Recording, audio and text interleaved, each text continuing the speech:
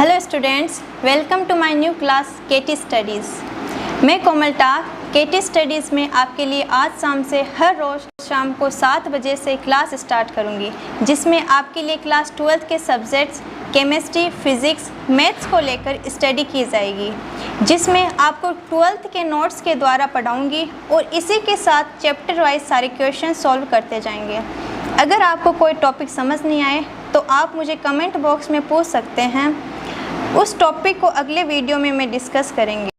चलो students, start करते हैं क्लास 12th की केमिस्ट्री का पार्ट फर्स्ट का chapter first, the solid state. First chapter का नाम है सॉलिड स्टेट। स्टूडेंट्स, सबसे पहले हमें यह पता होना चाहिए कि मैटर क्या होता है। Matter is defined as anything that has mass and takes up space. किसी भी चीज़ का मास हो और वह एक स्पेस को घेर के रखती है, वह क्या होता है? मैटर होता है। 3 स्टेट्स ऑफ मैटर। मैटर की 3 स्टेट्स होती है, solid state, liquid state, gas state. Specially हम 3 स्टेट्स को अभी हमारे चैप्टर फर्स्ट सॉलिड स्टेट में पढ़ेंगे। तो अभी आपका जो फर्स्ट चैप्टर हुआ है सॉलिड स्टेट, मीन्स कि मैटर का जो 3 स्टेट्स है उसकी जो फर्स्ट स्टेट है सॉलिड स्टेट, इसके बारे में हम इस पूरे चैप्टर में डिस्कस करेंगे। ये जो पूरा चैप्टर है, ये जो वर्ड आया एक सॉलिड स्टेट, इसी के ही चारों तरफ घूमेगा। आपको ज़्यादा टेंशन लेने की ज़रूरत नहीं है। ये जो अभी हम पढ़ने जा रहे हैं उससे आपके सारे जो डाउट्स हैं सब क्लियर हो जाएंगे। थोड़ा ध्यान से देखना, फोकस करके पढ़ना। Solid state. सॉलिड स्टेट क्या होता है? क्या क्या होता है सॉलिड स्टेट में? Definite shape and volume.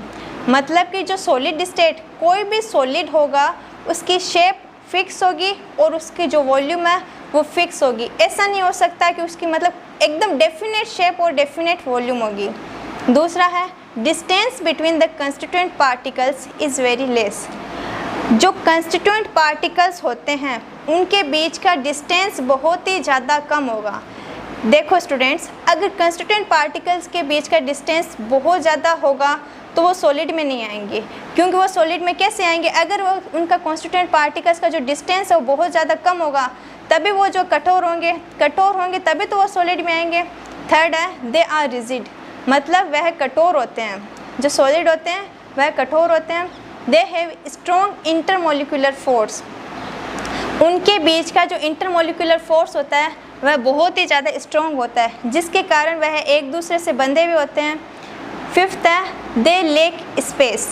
मतलब उनके जो कंस्टिट्यूएंट पार्टिकल्स होते हैं उनके बीच में जो स्पेस होता है वो बहुत ही ज़्यादा कम होता है।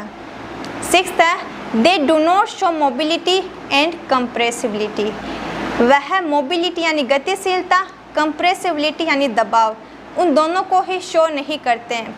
मतलब सॉलिड में ना ही वह गतिशील होंगे, ना ही वह चल सकते हैं, ना ही उनमें हम दबाव डालकर उनकी वॉल्यूम को कम कर सकते हैं। उनमें ना ही गतिशीलता होगी, ना ही दबाव हो सकता है। They have negligible diffusion. मतलब उनका फैलाव नेग्लिजिबल यानी ना के बराबर होगा। एट्थ है solids have higher density in comparison to their liquid और गैसियस स्टेट। सॉलिड की अगर हम कंपैरिजन करें लिक्विड और गैस से, गैस और लिक्विड स्टेट से अगर हम कंपैरिजन करें किसकी? सॉलिड स्टेट की, तो उसकी जो डेंसिटी होती है वो बहुत ही ज़्यादा हाई होती है। स्टूडेंट्स, आपको पता है डेंसिटी क्या होती है? Density is equals to mass by volume. ये होती है डेंसिटी। लेकिन इसी के अंदर एक एक्सेप्शन है। एक्सेप्शन यानी अपवाद। Water is highly densed in compare to ice.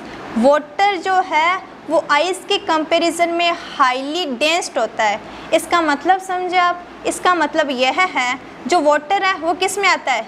Liquid state में आता है। नॉर्मल सी बात है, हमें पता है वाटर होता है कौन से स्टेट में होता है? लिक्विड स्टेट में होता है। इसमें ज़्यादा सोचने की बात भी नहीं है। और जो आइस होती है वो किस में होती है? लिक्विड में होती है? बिल्कुल नहीं।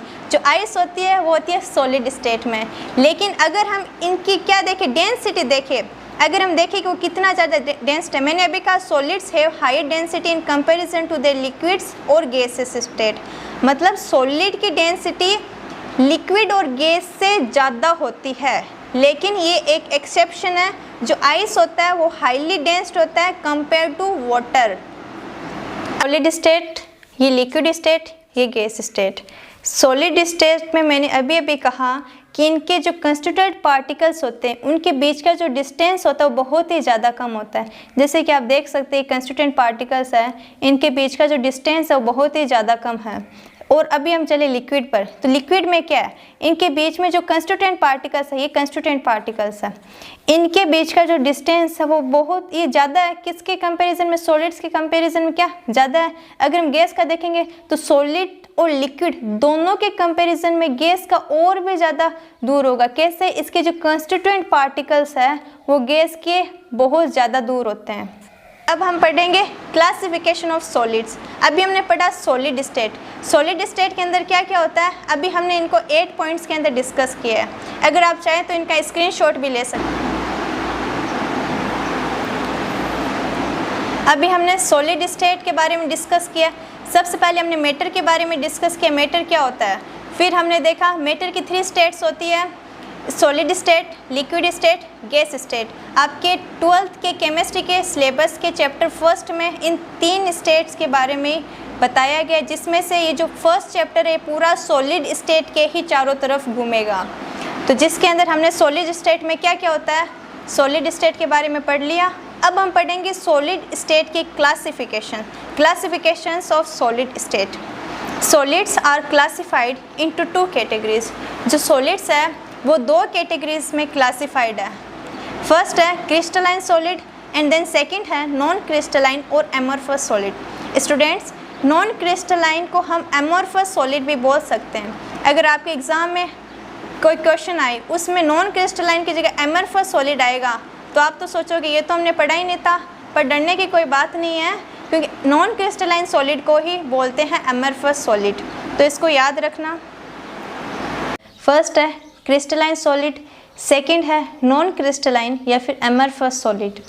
अभी हम पढ़ रहे हैं क्रिस्टलाइन सॉलिड। क्रिस्टलाइन सॉलिड क्या होता है, in crystalline solid the constituent particles have a definite and regular arrangement.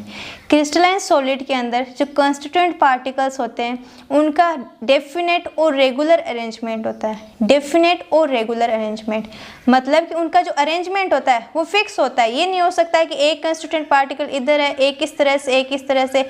उनका जो अरेंजमेंट होता है वो एक फिक्स शेप, एक फिक्स डेफिनेट होता है और रेगुलर होता है। जैसे एग्जांपल में हम समझ सकते हैं क्या क्या है, NaCl, CuSO4, Fe, Ag, NH3, benzoic acid, potassium nitrate etcetera. अभी हम पढ़ रहे हैं नॉन क्रिस्टलाइन सॉलिड और एमॉर्फस सॉलिड।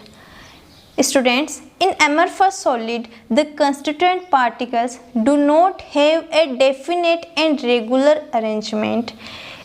नॉन क्रिस्टलाइन या फिर अमॉर्फस सॉलिड में क्या होते हैं, जो कंस्टिट्यूएंट पार्टिकल्स होते हैं उनकी अरेंजमेंट ना ही तो डेफिनेट होती है ना ही रेगुलर होती है। जैसे कि ये हो गया क्रिस्टलाइन, ये क्रिस्टलाइन सॉलिड। इसमें जो कंस्टिट्यूएंट पार्टिकल्स है उनके डेफिनेट और रेगुलर अरेंजमेंट जैसे आप देख सकते हैं इस तरह से। अभी अगर हम बात करें नॉन क्रिस्टलाइन या फिर एमॉर्फस की, एमॉर्फस सॉलिड की, तो इसके अंदर आप देख सकते हैं जो कंस्टिट्यूएंट पार्टिकल्स है उनका ना ही तो रेगुलर अरेंजमेंट है ना ही डेफिनेट ना ही इनका रेगुलर अरेंजमेंट और ना ही डेफिनेट, मीन्स कि इरेगुलर और इनडेफिनेट अरेंजमेंट है एमॉर्फस सॉलिड का। ये हो गया क्रिस्टलाइन सॉलिड के लिए हम इसको इस तरह समझ सकते हैं, इनके जो कंस्टिट्यूएंट पार्टिकल्स हैं उनका अरेंजमेंट रेगुलर और डेफिनेट होता है। और नॉन क्रिस्टलाइन या फिर एमॉर्फस सॉलिड है उनके कंस्टिट्यूएंट पार्टिकल्स का अरेंजमेंट इनडेफिनेट या फिर इरेगुलर होता है। अब इसके बाद में हमारा जो नेक्स्ट है एमॉर्फस सॉलिड के एग्जाम्पल में क्या क्या है, glass, plastic, rubber, fibre glass, polyurethane, Teflon, cellophane, PVC, polyvinyl chloride, ये सभी नॉन क्रिस्टलाइन सॉलिड के एग्जाम्पल हैं। आप चाहें तो इनका स्क्रीनशॉट भी ले सकते हैं। अभी हमने पढ़ा classifications of solid, crystalline and non crystalline. अब इसके आगे जो नेक्स्ट वीडियो में हम पढ़ेंगे difference between crystalline and non crystalline solid. Crystalline और नॉन क्रिस्टलाइन सॉलिड के बीच का डिफरेंस। तो स्टूडेंट्स, अगर आपको आज की क्लास पसंद आई तो मेरे चैनल को सब्सक्राइब कीजिए, लाइक कीजिए और शेयर कीजिए। और आपको अगर कोई भी टॉपिक से लेकर डाउट हो तो आप मुझे कमेंट बॉक्स में लिख कर भेज सकते हैं। डिस्कशन अगले सेशन में करेंगे। अगले सेशन में हम पढ़ेंगे difference between crystalline and non crystalline solid. जय हिंद।